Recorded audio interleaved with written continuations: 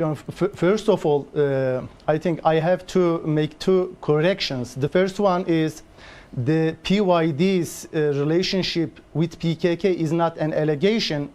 It's only a part of an umbrella organization which is known as KCK, which is the Union of Communities in Kurdistan, an umbrella organization which was established by PKK several years ago, about a decade ago, and PYD is only a part of it. So PYD and PKK are two different organizations of a coalition under an umbrella. The second thing is, unfortunately, claiming PYD's declaration of this federation, not only in the name of the Kurds, but also representing, including some Arabs and Christians, this idea is also a misleading one, since we all know that PYD does not even represent the whole Kurds living in northern Syria. We know that there is a large group of Kurds, unfortunately, who escaped from PYD, and nowadays they live under the control of Barzani government in northern Iraq. All right, but as Peter was just saying, the Kurds are already in de facto control of this region. So what, just put it simply, what is Turkey's problem with this idea? If they, based on this declaration, they even include the region between Azaz and Sarablus, that is, the whole Turkish-Syrian border is claimed by PKK. We know that there is a great change of demographic change there. Turkey considers this declaration, I mean the declaration of any political entity by PYD as a direct threat to its national security because of this close communication and having the same roots with PKK. So this federation is considered from the Turkish side as a federation established by PKK, not only by the Syrian Kurds. This is for one thing.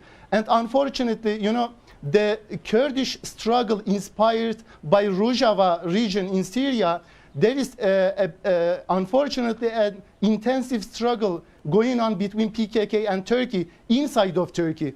And just last week, this struggle was extended to the city of Nusaybin, a city just next to Qamışlı, and there are many tunnels. We know that there is a huge interaction of military men, militants, financial and economic interactions, assistance from the northern side to the south. And to me, the declaration of such a federation for now is a result of the Turkish intensified struggle with PKK.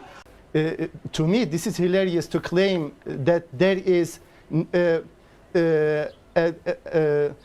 two organizations have different perspectives and use different instruments. We know that, you know, the almost half of the militants fighting on the side of the PKK are educated, are trained on the Syrian side of the border. We know that, you know, especially the transferring the struggle, I'm talking about the PKK's struggle in the cities. You know, PKK until very recently, it was fighting against the Turkish security forces in the countryside.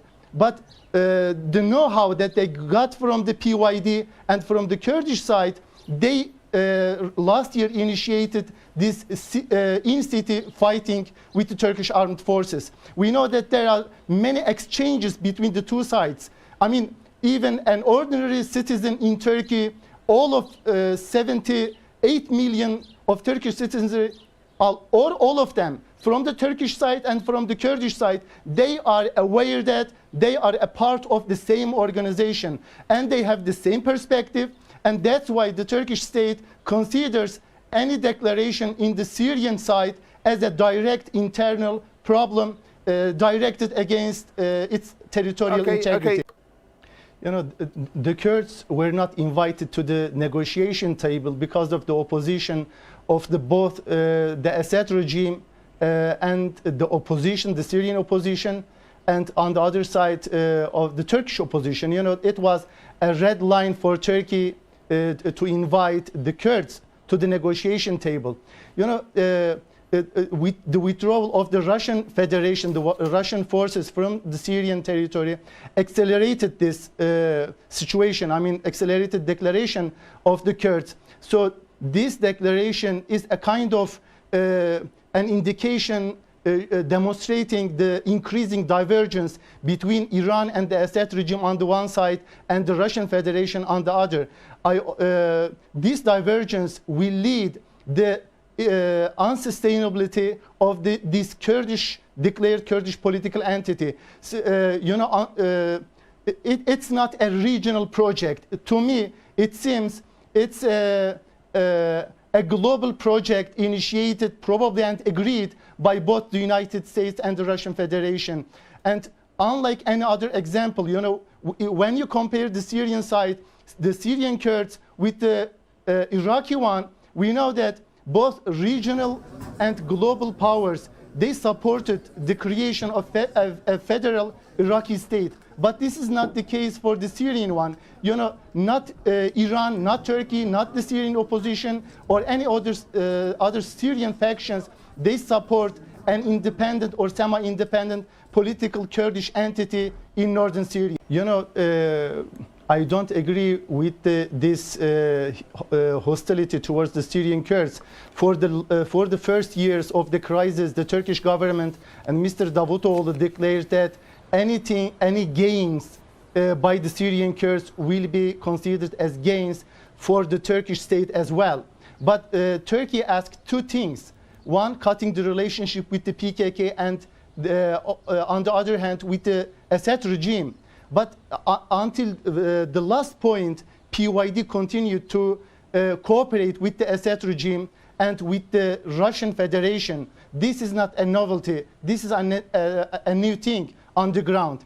And the Turkish state asked PYD not to change the demography and not to claim for the territories traditionally inhabited by a multi-ethnic and multicultural social structure. So in one sense, Turkey opposed the monopolization of the politics and the territory, the geography of northern Syria.